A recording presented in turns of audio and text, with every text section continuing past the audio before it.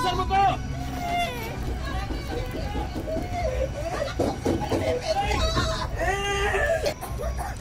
Ay, Eric! Ay, anong nangyayari?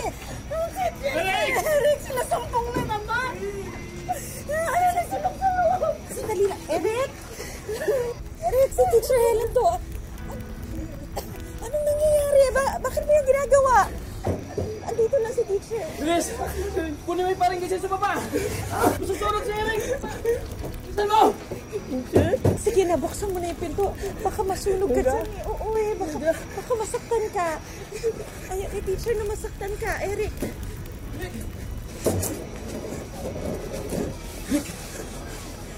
Dito mo na, Teacher. Sir?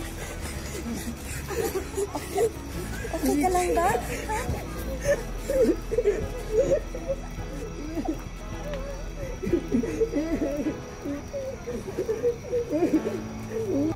Pasensya ka na. Alam mo naman na ikaw lang ang pinapakinggan ng batang yun. Walang anuman ho yun. Siya nga pala, Nay, ngayon pa lang ho, sasabihan ko na kayo ha. Magpapaalam na po ako. Ha? Bakit? Sa susunod ho na linggo, iba na ho magtuturo kay Eric. Lilipat na ho kasi ako sa correctional eh. May pagkakataon kasing turuan ko yung mga nare-rehabilitate sa kanilang institusyon. Ha? Naku, sigurado ka, Tits? Halang ang mga bituka ng mga yun. Matututo pa ba ang mga yun? Kung ma-rape ka doon, manakawan, ma-hostage, dito ka na lang. Mas kailangan ka namin dito. Tsaka, kakayanin mo ba yun?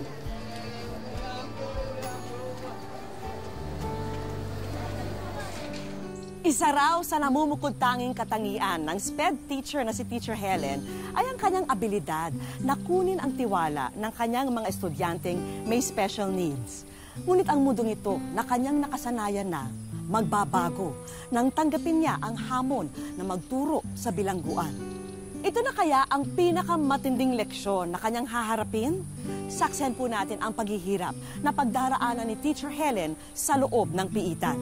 Ako po si Vicky Morales at ito po ang Wish Ko Lang.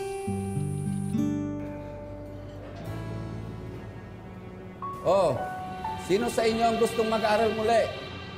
5 tao na ang napatay ko. Gusto mo isama pa kita? Nandito si Teacher Helen. 3 na ang nag-aasa. Pwede ka pang pang-apat. Ma'am, huwag po kayong mag-alala. Kasama niyo po ako.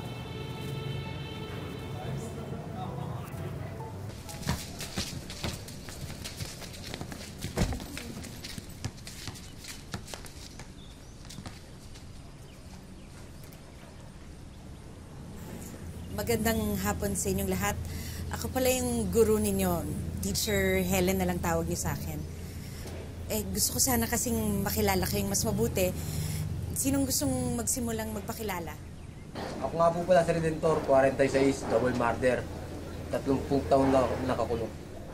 Ako po pala si Bentong, 37 taong gulang. Nang rape, 5 taon nang nakakulong.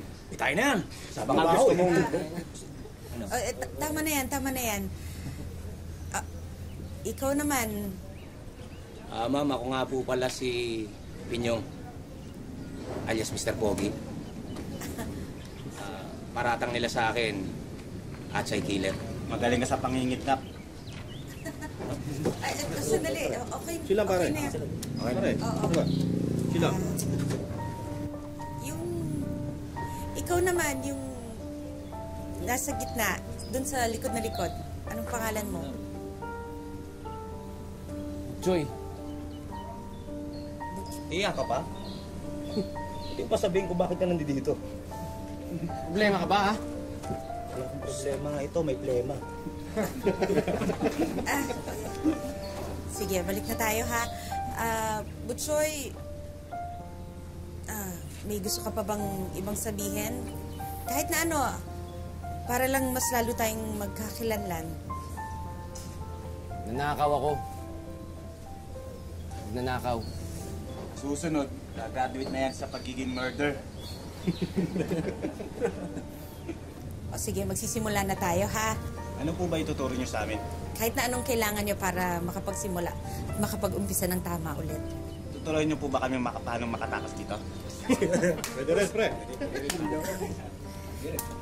Siguro, mag-umpisa muna tayo sa arithmetic.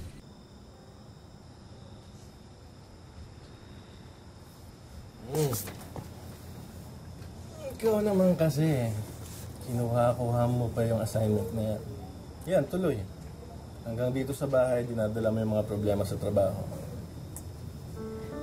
Pag-aawayan pa natin to. Diba? Tapos na yun. Sinabi ko na naman sa iyo yung mga issue ko, kaya ko tinanggap tong assignment na to eh. Naniniwala kasi ako na sila rin may karapatan silang matuto. Makapagtapos.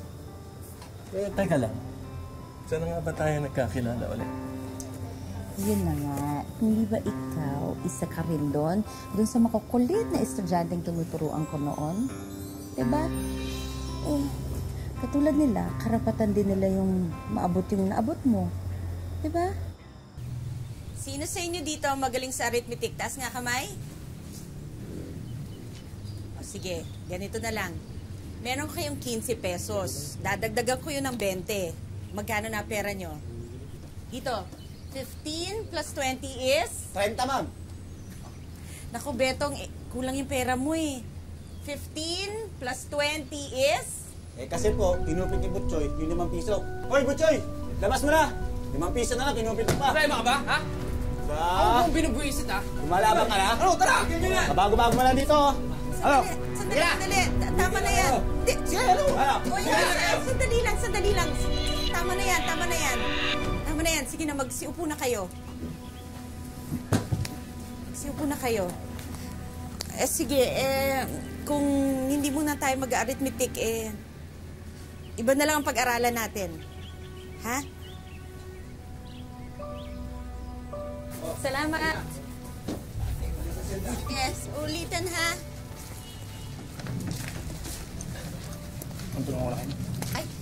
Ay, hindi na, Mr. Miss Pogi, ma'am.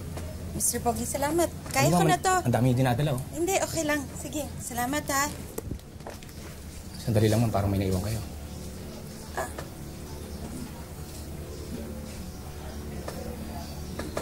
Ang alam niyo, kahit matanda na kayo,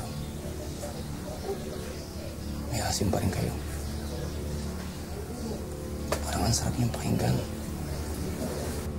Parang kahit saan kayo magpunta, bubuhatin mo kayo, ma'am. Ihatid ko kayo kahit saan.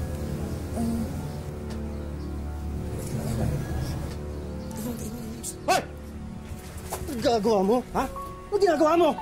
Gusto kang susildo mo! Basta doon!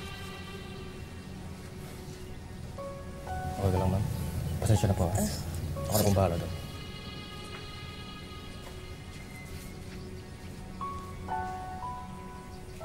So, ano? Ano na plano? Baka naman olas ka na kayo, DJ. Olats? Ay, ma'am. Nakita yung tingin sa akin ni ma'am. Napakalagkit. Panalong-panalo. Olats. Isa pa may plano ba akong di natuloy? Pahulugin ko lang ang loob niya. Hulog na loob niya sa akin. Doon tayo atake. Kosa, tatlo kami mamaya.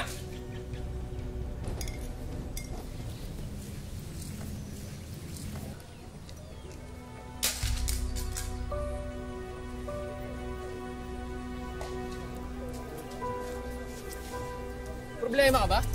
Ikaw, ano problema mo? Hindi, nambapastos ka eh. Ano mangyari, ha? Ano? Tara, suntukan na lang! Anong suntukan? Tatayan na lang! Oh, 5 sigarilyo. Tapos na ako 5 sigarilyo, dito ako sa isa. Dalawa sa'yo. Oh, sige. Yabot mo na. Kosa, tatlo sa'yo, ha?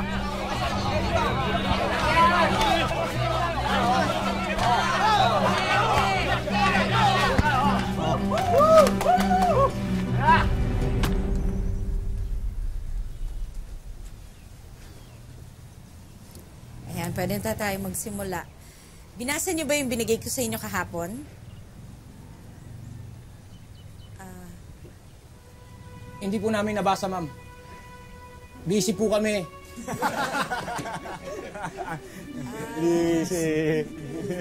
Sige, iba na lang pag-usapan natin.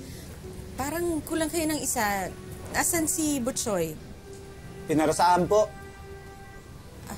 Pinarusahan? Bakit?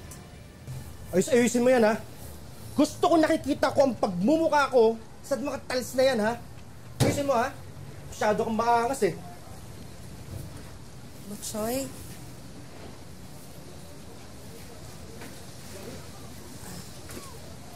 Butchoy, pwede ba tayo mag-usap? Gusto ko lang kasing malaman bakit ka napasama sa gulo, eh. Galit nila ako eh.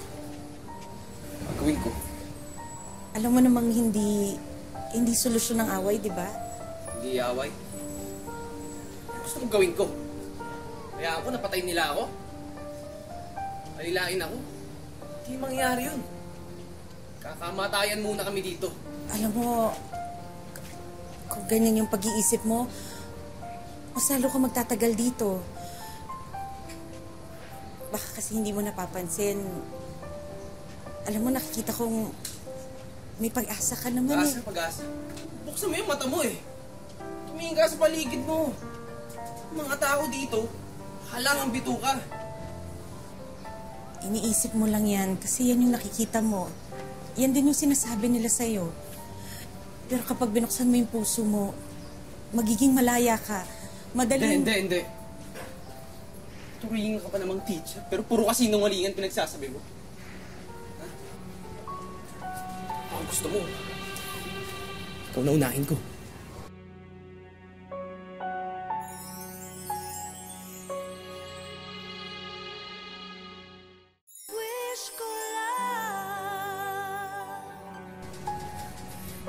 Kayo ko sa lahat, yung makulit eh.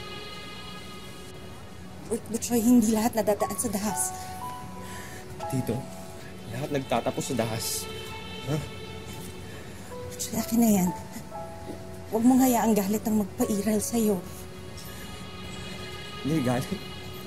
Ha? Ano ba kung ano nangyayari sa akin?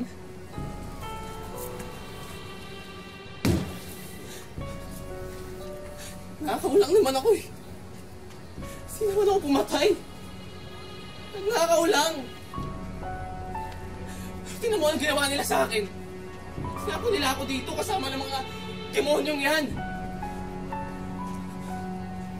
Alam mo, buti na pumatay na rin ako para magsama-sama na kayo dito sa pertong to.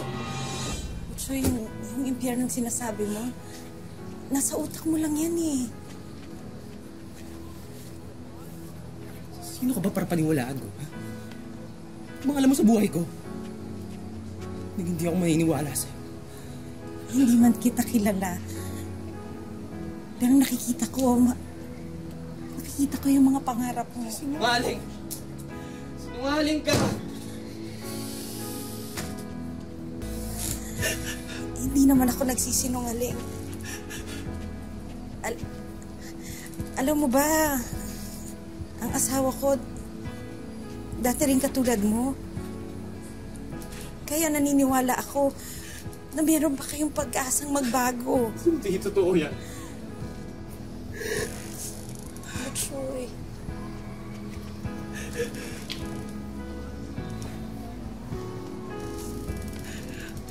Ayoko nang maniwala sa inyong lahat. Alam nyo, iisa lang naman tingin nyo sa akin eh. Walang kwentang tao. Walang pangarap. Walang gagawing mabuti. Tama na, pagod na ako. Hindi naman totoo yun eh. Ikaw ba yun? Yun ba tingin mo sa sarili mo? Walang kwentang tao. Di ko alam.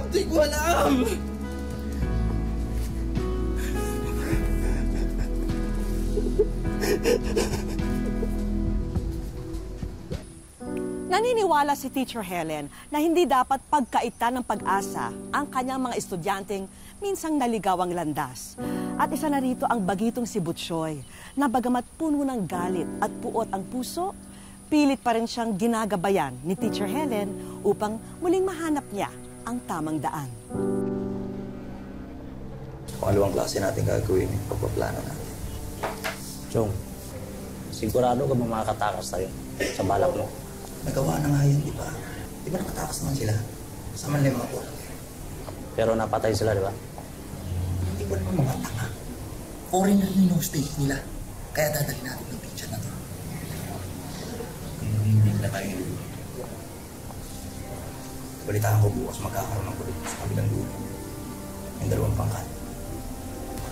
Sa yung dalawang klase natin gagawin yung pagpupulong natin. Tingin. Problema ka?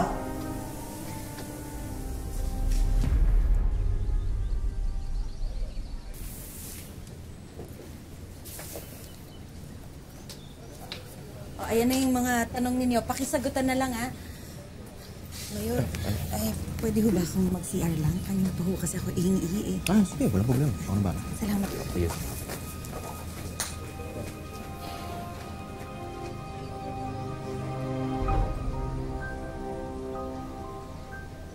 Mayor!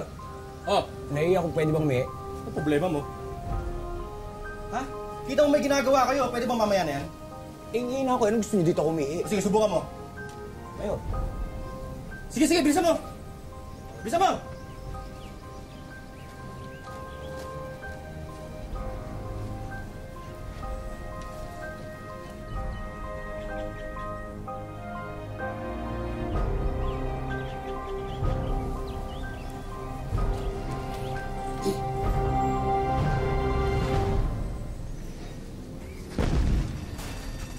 Ano yun? May kaguluhan sa silda. Tapa! Bilang! Bilang isa! Bilang dalawa! Alisin niyo! Bilang ba? Bilang 6. Bilang 7! Bilang 8. Bilang jam! Bilang 10! Labing isa! Huling bilang, sir! Mayor! Oh! Kulang na isa! Sino nakawala? Sino nakawala sa inyo? Ewan, malay namin sa'yo. Ikaw naman ang bantay dyan eh. Ano? Bastos ka! Wala kang respect! Ang bastos nito eh!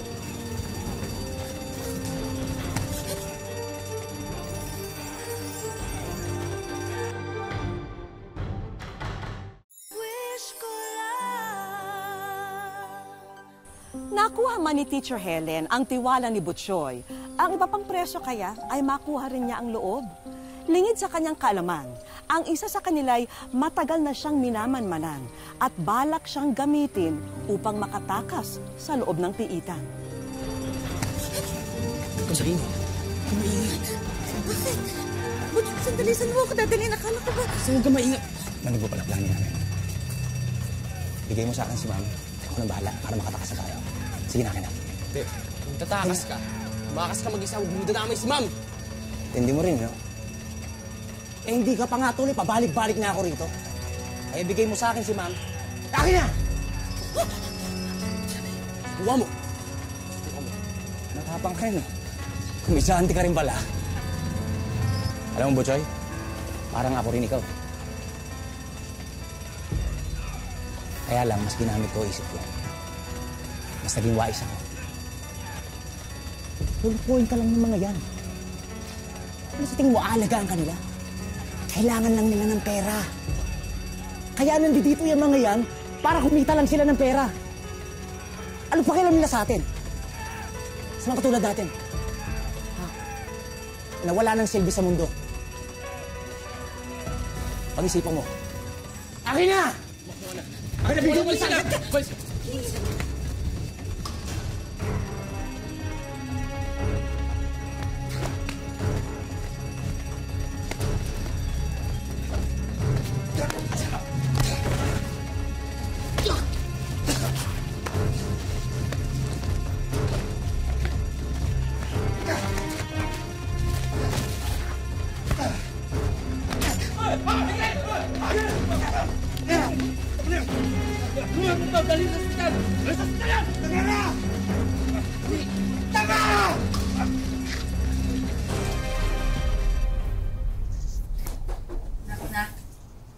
Ay, ma'am, kayo po ba? Napasok po. Po kayo. Kumusta ka na? Ito, butas-butas pa rin po. Magpagaling ka kaagad, ha? Alagaan mo yung sarili mo. Oo naman, ma'am. Alam niyo naman pong sumusunod naman po ako sa inyo eh. Salamat pala sa pagligtas mo sa akin, ha? Wala po yun. Ako nga po dapat magpasalamat sa inyo. Binago niyo po ang buhay ko. Anong plano mo pagkalabas mo dito? Siguro hindi ko na lang po ulitin yung mga nagawa ko dati. Ngayong natuto na rin po ako. Alam mo, dahil dyan meron akong sorpresa para sa'yo. Sorpresa po? Alam ko kasi, hindi ka naka-attend ng graduation mo. Kaya ito diploma mo.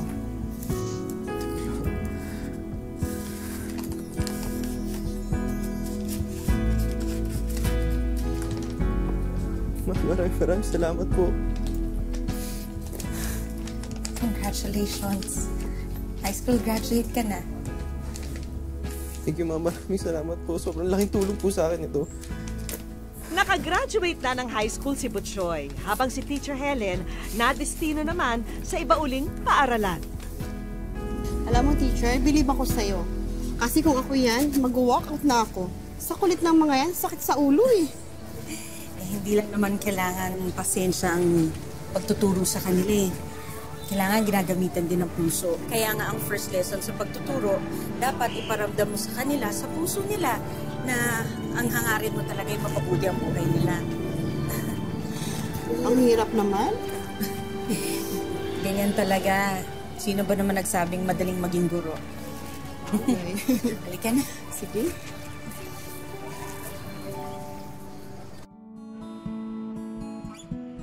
Mula nang matapos ang programang edukasyon para sa mga preso noong 2012, nanatili rito sa Cotabato City si Teacher Helen. At sa mataas na paaralan naman na ito, sa RH10 matatagpuan ang ating bida na pinagpapatuloy ang kanyang bukasyon. Graduate si Chris at saka si Hannah sa grade 12. Bago pa man maging guro sa piitan, dati ng teacher ng special education o SPED si Teacher Helen. So ang ginawa ko, hinanap ko yung Center for the Handicapped because we have only one center in the entire Region 12. So ang ginawa ko, naging itinerant teacher ako doon sa kanila. So itong mga bata na iba, maliliit pa yan sila. Because it's the only center, doon sila naka-learn ng sign language. Higit pa raw sa pakiramdam ng pagiging guro ang nakukuha ni Teacher Helen tuwing natututo sa kanya ang mga batang may special needs o mga estudyanteng may mga disability at autism. Iba na yung feeling. Yung para bang sobrang saya. No project at all, no. So I will help Boy. No project. No sa'yo, electronics, no? Malapit sa puso ni Teacher Helen ang kapakanan ng mga special children dahil maging siya ay isang ina sa isang anak na may mild autism, si Hannah. Si Hannah ay 31 taong gulang ngayon at nag-aaral ng drafting sa grade 12. Accept mo lang na yan na talaga siya. Kung ano man ang purpose ni God, bakit ganyan siya. Dahil ako alam ko na, so yung proper intervention na lang ang binigay sa kanya. Higit sa 3 dekada na sa propesyon niya si Teacher Helen. Iba't ibang parangal na rin ang kanyang naani sa kanyang karera. Ang isang quality talaga ng teacher kasi pagturo, kailangan may puso eh.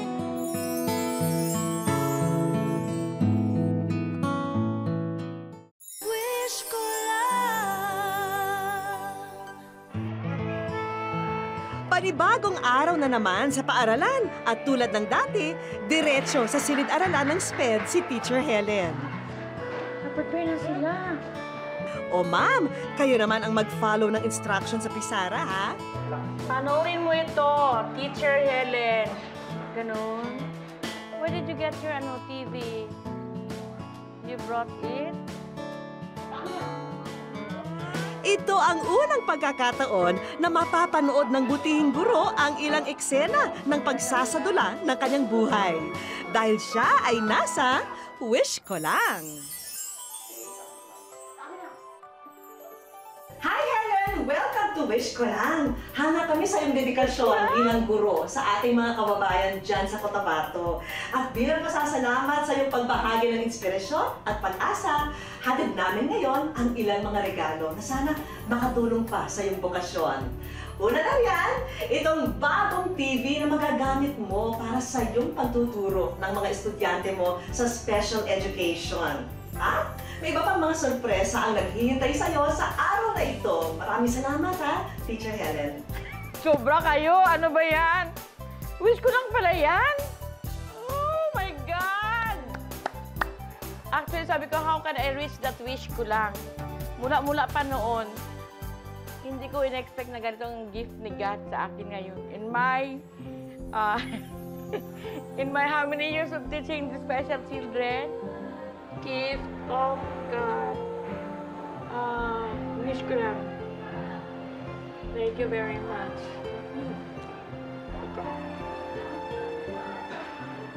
Thank you, God. Maging ang ilan sa mga estudyante ni Ma'am na antig sa sorpresa sa araw na to. Very good gift daw ito. Very good gift. Okay. GMA is only an instrument.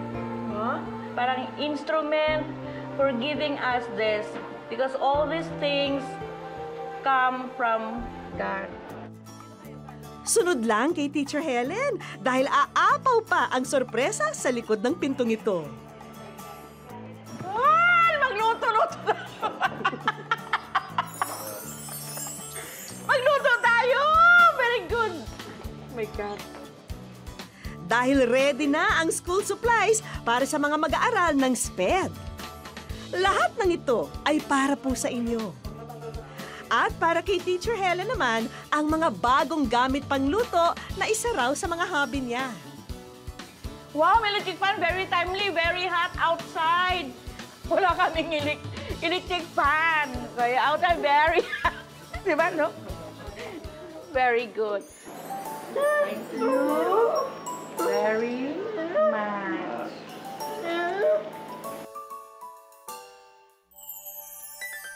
Madalas nakukulong ang ating isipan sa samot-saring karimlan sa tuwing tayo'y naiipit sa matitinding pagsubok.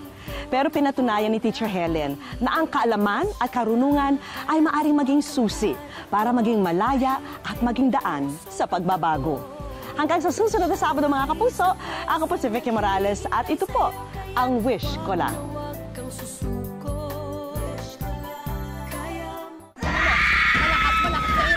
Mahal, konti na lang kaya mo yan. Kaya mo yan. Iri mo! Medyo tatay na ako. Bakit hindi ko narinig yung anak ko? Hindi siya umiiyak!